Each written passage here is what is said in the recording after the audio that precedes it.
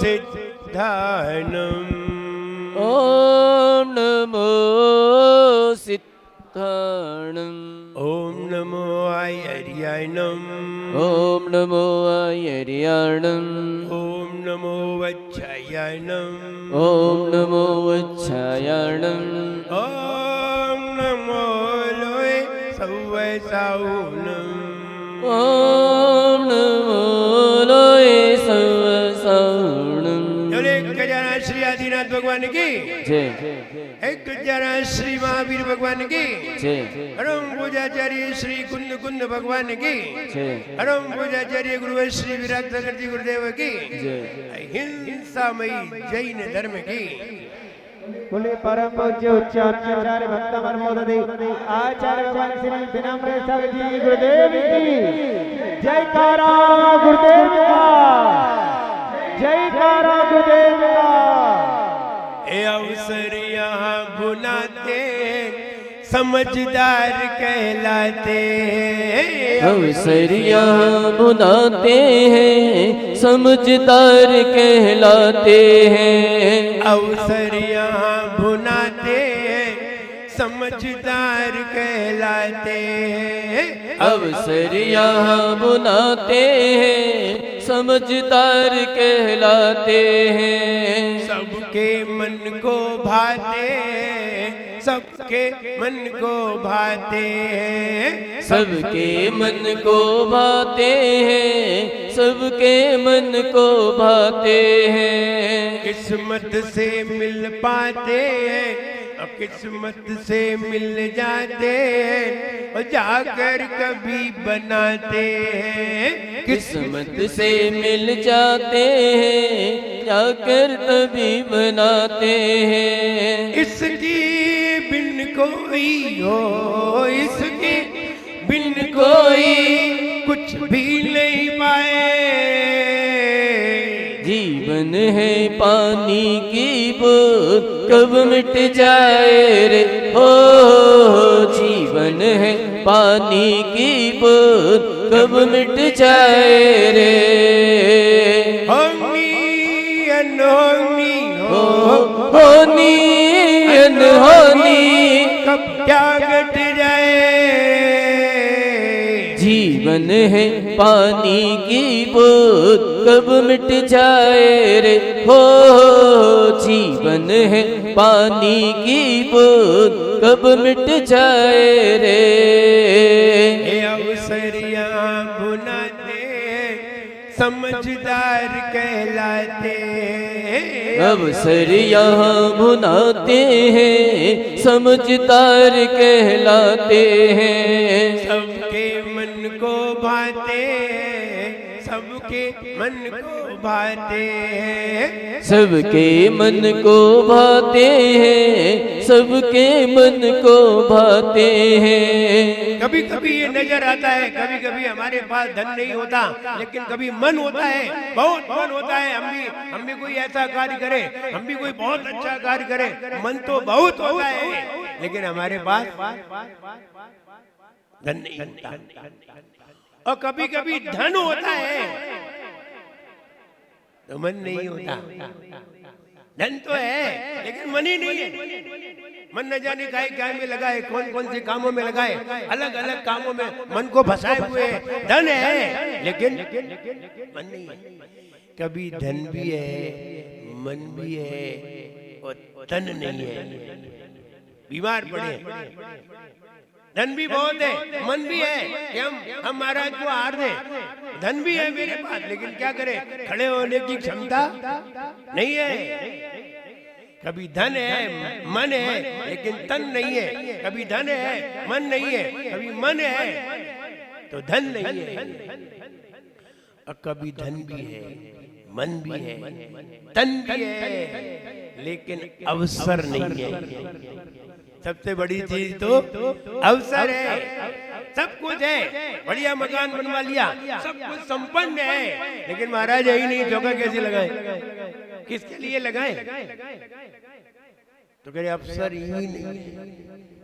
अवसर बहुत कीमती है बड़ी मुश्किल से मिला करते हैं, और अगर अवसर मिल जाए तो समझदार व्यक्ति तत्काल भुना लेते हैं। जो लोग पहले से बहुत दिनों से विचार बनाते रहे, बहुत दिनों से भाव बनाते रहे, कभी हमारे नगर में महाराज आएंगे, कभी हमारे मोहल्ले में महाराज आएंगे, हम जरूर चौका लगाएंगे, और सालों से भावना बाते रहे, अचानक महाराज आ गए, तो ध्यान रहे सबसे पहले चौका उसी का लगेगा,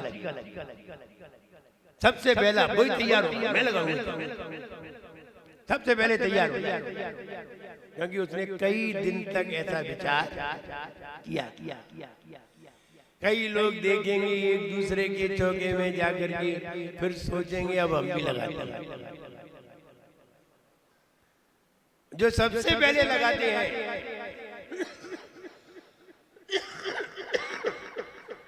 ये वे लोग हैं जो पूर्व से इन्होंने भावना भाई, जो भावना भाते हैं वो सबसे पहले लगाते हैं। कभी किसी के पास धन होता है, मन नहीं होता, कभी धन भी होता है और मन भी होता है और धन नहीं होता, कभी ये तीनों मिल जाए तो अवसर नहीं होता। विचार करिए, मन भी बना, धन भी बना, धन भी हुआ, मन भी बना, तन ने भी साथ दिया, और आचार्य श्री की समाधि के बाद आचार्य विशुद्ध सागर महाराज जी का भट्टाचार्य का अवसर आ गया। अवसर कहाँ मिल रहा था? धन था, धन था, मन था, सब था, लेकिन अवसर नहीं था। और अवसर आया तो तत्काल किसी ने पकड़ लिया, हाँ ये अवसर मुझे मिले, और वो अवसर इंदौर में। विचार करिए, अगर इंदौर में ये अवसर नहीं आता, कहीं और चला जाता, तो क्या तुम्हें 400 पिच्ची एक साथ इन आंखों से देखने को मिलती? देख लेना 27 तारीख को कि 400 पीछे किस तरह सड़क से गुजरती हैं, देख लेना अपनी आंखों से। और फिर भी तुम्हारी आंखें खराब हो तो फिर कह सकते हैं कि फिर ऐसे अवसर भी दोबारा मिलने वाले नहीं है। 27 तारीख को चूके तो तुम्हें सड़क से दोबारा 400 पीछे देखने को नहीं मिलेगी। वो भी टाइम है, वो भी टाइम है। अगर 7 बजे से 9 बजे के बीच में तुम चूके और 10 बजे आएगा तुम इंदौर और 10 बजे कहीं देखने के लिए आए, कुछ नहीं मिलेगा देखने को। मंच में मिलेंगे बेटे, सड़क पे देखने को नहीं मिलेंगे। टाइम फिक्स है, 7 बजे से 9 बजे के बीच में, और 9 नहीं बजेंगे, 9 बजेंगे नहीं, 9 हम बता रहे हैं। हम ये कह रहे हैं समय अवसर है। अगर 400 पीछी को एक साथ चलते हुए देखना है, इतने सारे एक साथ आचार्य देखना है, मालूम है इनमें भिंड के कितने लोग हैं? भिंड वालों का ही तो महत्ता है, भिंड वालों की तो महत्ता है, मुख्य तो भिंड के ही है। देखिए आचार्य विशुद्ध सागर जी महाराज लगभग 60 पीछी,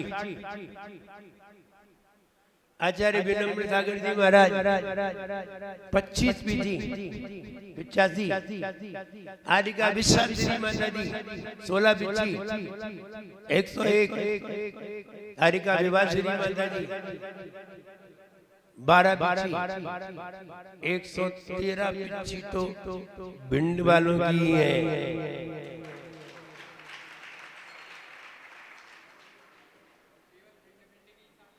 एक तो 13 पीछी भिंड वालों की है, और अगर और साधु निकालेंगे तो और ज्यादा निकलेंगे। ये तो भिंड वालों की 113 पीछी है। और अभी प्रणाम सागर भी आ रहे हैं, वो भी भिंड के ही है। आचार्य प्रणाम सागर महाराज वो भी भिंड के ही है। मेरे पास 2 साल ब्रह्मचारी बन के रहे हैं, और मेरे पास से ही जाकर के दीक्षा ग्रहण की। कहने का मतलब ये है कि एक जगह के एक मंदिर की एक मंदिर के 4 लोग निकले और 4 लोगों से 113 पीछी है। एक ही मंदिर के हैं, जैसे कि सुदामा नगर का ये मंदिर, और इसी में से 4 लोग निकले और इसी की पीछे इतनी है। और देखने को मिलेंगी एक से एक ब्रिलियंट साधु, ऐसे वैसे नहीं, ब्रिलियंट साधु, मजेदार, कोई लिखने वाले, कोई बोलने वाले, कोई वक्ता, कोई कवि, एक से। आचार्य विराट सागर महाराज जी के संग में जब आचार्य श्री ने 7 लोगों को आचार्य बनाया तो मालूम है क्या कहा? पहली बात तो ये है, जब आचार्य श्री ने आचार्य पद दिया तो उन्होंने आचार्य पद देकर के छोड़ा नहीं किसी, अपने पास बैठा लिया। बोले पहले मेरे पास बैठिए, आपको 15 दिन मेरे पास रहना पड़ेगा, आचार संहिता पूरी पढ़नी पड़ेगी, पूरे प्रायश्चित ग्रंथ पढ़ने पड़ेंगे, आचार संहिता पढ़ने पड़ेगी, पूरे रूल समझना पड़ेंगे, उसके बाद तुम्हें यहाँ से हम निकलने देंगे। मेरा जब आचार्य पद 12 तारीख को हो गया, हमने कहा आचार्य श्री अब हम जाएं? नहीं, यहीं बैठो। और 1 घंटे में 4 घंटे हमें पढ़ाया, एक दिन में 4 घंटे पढ़ाया, 2 घंटे सवेरे, 2 घंटे दोपहर में। हम लोग पढ़ते पढ़ते थक गए, नहीं पूरा पढ़ो पहले, और पूरा प्रायश्चित ग्रंथ पूरा पढ़ा करके फिर कहा अभी हमने पढ़ा दिया है, अब फिर तुम्हें पढ़ना है। समझिए, ऐसे ही आचार्य श्री ने रेवड़ी नहीं बांटी है। आचार्य श्री ने आचार्य पद दिया है तो ठोक बजा के दिया है, और बाद में ये कहा अब तुम सब आचार्य बन गए हो, अब तुम्हारी जिम्मेदारी है शुद्ध प्रकाश की। अब सारे आचार्य अलग अलग शास्त्रों को लिखें, शास्त्रों को लिपिबद्ध करें, शास्त्रों की रक्षा करें और शास्त्रों का प्रकाश करें, और जो नहीं लिखेंगे उन्हें दंडित किया जाए। तो मालूम है 7 आचार्य, आचार्य विशुद्ध सागर, जिन्होंने लगभग 200 से ज्यादा शास्त्र लिख दिए, आचार्य विशुद्ध सागर जिन्होंने 250 विधान लिख दिए। देखिए, एक से एक ब्रिलियंट ने हम बात बता रहे हैं, ऐसे ही नहीं है। आचार्य विमर्श सागर टीका लिख दी, अपोदया टीका। आचार्य विभव सागर संस्कृत में भक्तामर टीका लिख दी। आचार्य विनम्र सागर महाराज ने प्राकृत में लिख दी, संस्कृत में लिख दी, अंग्रेजी में लिख दी, और हिंदी में तो 9000 छंद जीवन है बानी की। क्या क्या नहीं लिख दिया, जो मन में आता वही लिख देता। आचार्य विनिश्चय सागर महाराज उन्होंने भी लिखी। तो कोई भी आचार्य ऐसे नहीं है जिनकी लेखनी नहीं चली हो। जब विशुद्ध सागर महाराज जी का पट्टाचार पदारोहण होगा, उस समय देखना सारे आचार्यों के ग्रंथ तुम्हारे सामने आएंगे।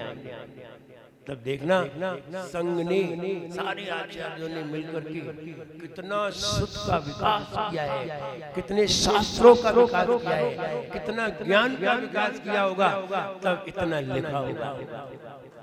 लिखना खेल है। एक कविता लिखने के लिए, 4 लाइनें लिखने के लिए 40 बार सोचना पड़ता है क्या लिखे, 40 बार सोचना पड़ता है। कैसे कैसे काव्य लिखे जाते हैं, कैसे कैसे छंद लिखे जाते हैं, कितना कठिन है। एक भक्तामर को 12 बार लिखना। कितने बार? 12 बार। ओ विनम्र भक्तामर गाँव में पावन आदिनाथ गुरु मान तुमको करो नमन। हो विनम्र भक्ता मेरे गाँव में पावन। अलग तरीके, कल्पना नहीं की जाती कैसे कैसे गाए जाते।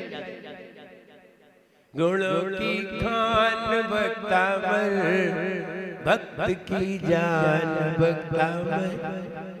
कितने तरीके से गाया जा सकता है। तो ये कहें ऐसी प्रतिभाएं तुम्हें एक साथ इंदौर में दिखाई देंगी। 27 लेकिन आप लोगों से कहना है अब हाईवे पे तुम्हारी बिल्डिंग तो है नहीं, अब तुम्हें हम देखने का एक तरीका बता रहे हैं कि कैसे देखोगे। चारों तरफ बाउंसर लगे होंगे और तुम्हें अंदर तो देखना, तो अंदर जाना तो बहुत मुश्किल है। देख लो यही बहुत बाउंसर, वॉलंटियर, पुलिस सब होगी, आप तो देख ही नहीं सकते। अब कैसे देखोगे, हम तुम्हें एक तरीका बता रहे हैं। वो ले आओ जेसीबी मशीन और उसमें 4 लोग खड़े हो जाओ, ऊपर देखो फिर देखो तो देख सकते हो।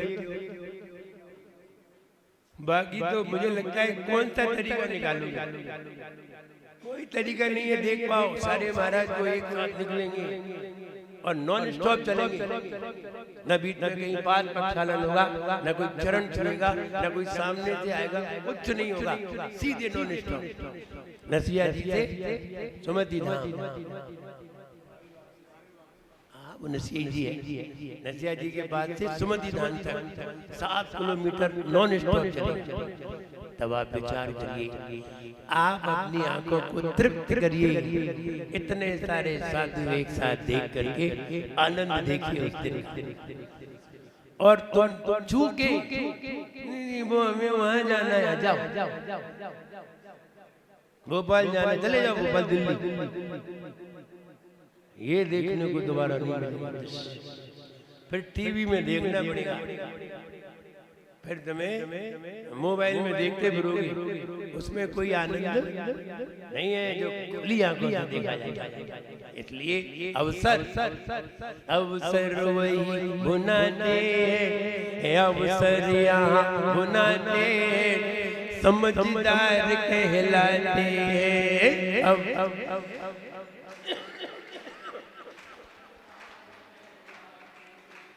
सबके मन को भाते हैं, सबके मन को भाते हैं।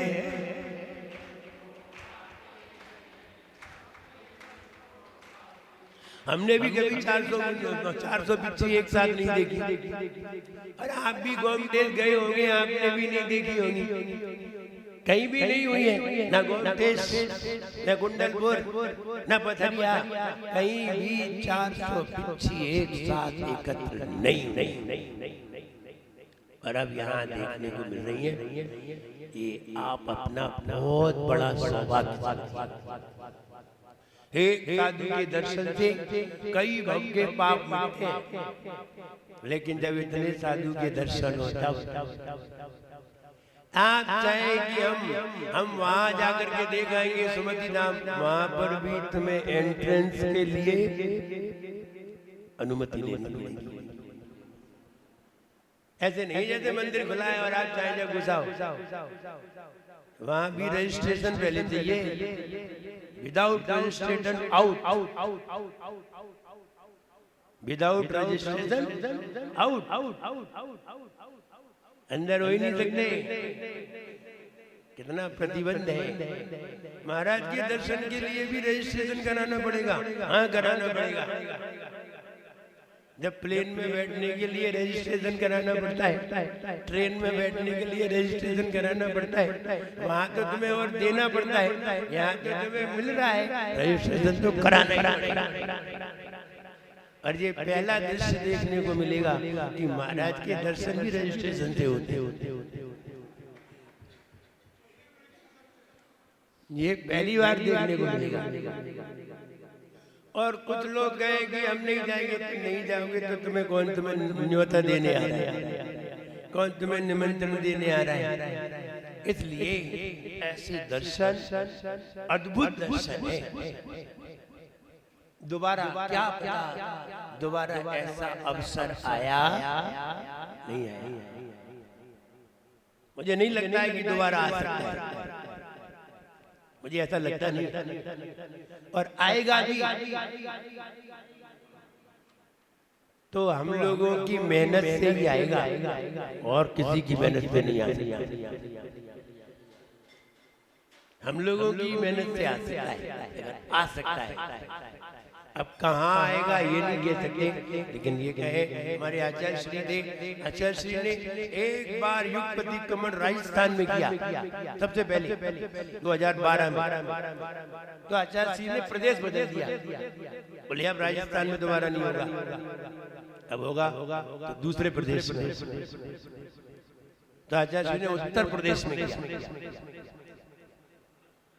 और फिर तीसरी बार आया तो बोले अब उत्तर प्रदेश में नहीं होगा, अब दूसरे प्रदेश में होगा।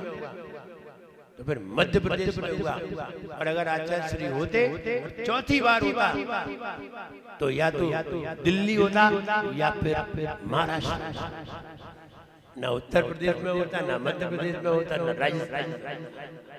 इसलिए हम ये कहें कि हमें अवसर प्राप्त हुए, यहाँ भी 1008 मंत्रों से भगवान का अभिषेक एक अवसर लोगों ने बनाया और मंत्रों से भगवान का अभिषेक किया।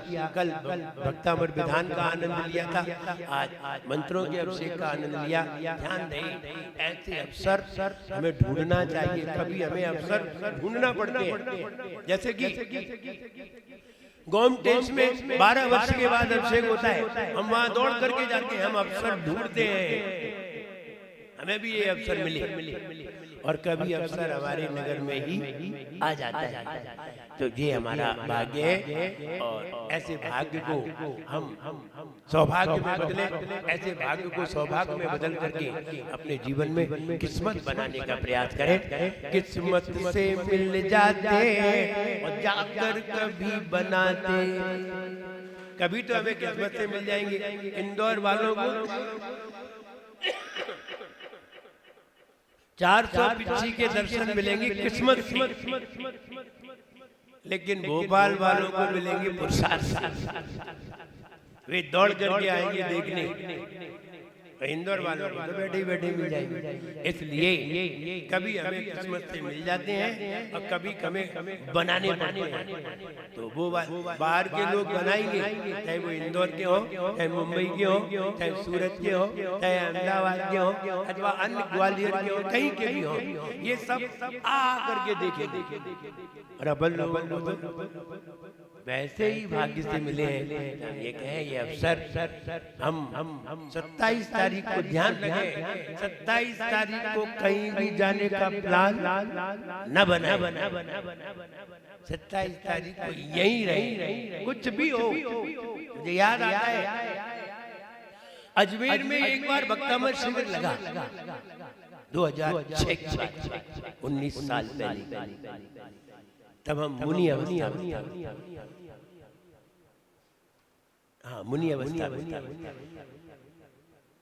तब आचार्य विशिष्ट सागर महाराज जी भी मुनि अवस्था।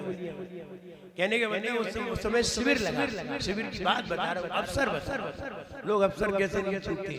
तो हुआ ये अजमेर में शिविर लगा, तो टाइम फिक्स था, 8:25 पे प्रारंभ होगा और 9:25 पर समाप्त होगा, टाइम फिक्स था। तो हुआ ये फिरोजाबाद से किसी का समाचार आया होगा, किसी शावक के पास कि हम आपके यहाँ आ रहे हैं, आप हमें रिसीव करिए, आप हमें बस स्टैंड पे आकर के हमें ले जाइए, आइए हमें अपना घर बताइए। और वो किस लिए जा रहे थे? लड़की को देखने के लिए। फिरोजाबाद तो मालूम है उसने क्या कहा, आप कब आ रहे हैं? बोले हमारी बस लगभग 8:30 पौने 9 बजे आ जाएगी। बोले आप अजमेर आए, शौक से आए, लेकिन घर पे 9:30 के पहले ना। बोले नहीं हमारी बस तो 8:30 बजे आ जाएगी। बस 8:30 बजे आ जाए तो आप सोनी जी की नसिया में आ जाना, हम आपको घर पे नहीं मिलेंगे, हमसे मिलना है तो 9:30 बजे। उसने ये कहा कि आप आ रहे हैं, आ जाइए, हम भक्तामृत के छंद को छोड़ना नहीं चाहते, क्योंकि ये अवसर दोबारा नहीं मिलेगा। तुम तो बाद में भी आ जाओ। और हुआ ये कि उसको वहीं आना पड़ा सोनी जी की नसिया में, फिर बाद में वो मिला 9:30 बजे, उन्हें ढूंढना पड़ा। ऐसे ही हम आज से कह रहे हैं 27 तारीख को कहीं मत जाइए, छुट्टी भी है, रविवार भी है, कहीं जाना भी नहीं है, जाने के सारे प्लान कैंसिल कर दें, क्योंकि फिर ऐसा अवसर दोबारा मिलने वाला। और एक जेसीबी मंगा लेना, एक जेसीबी किराए की, 2 जने मिलके दोनों चढ़ गए उसके, आराम से वहां से सब देख सकोगे, वरना देखना भी बहुत मुश्किल पड़ेगा। इसलिए ऐसा अवसर है, ये अवसर बड़ी मुश्किल से साधुओं का समागम, उनके प्रवचन, उनका गुणगान, उनको आहार देना, भगवान का अभिषेक, ये बहुत बड़े अवसर है। ऐसे अवसर प्राप्त करके अपने जीवन को धन्य बनाना चाहिए। और आप लोगों ने आज अभिषेक किया है, अवसर को प्राप्त किया है, आंखों को धन्य बनाया है, मन को पवित्र बनाया है। सबके लिए मेरा खूब आशीर्वाद है। सब लोग खुश रहिए, प्रसन्न रहिए। जय बोलिए परम पूज्य आचार्य गुरुदेव श्री विराट गुरुदेव की।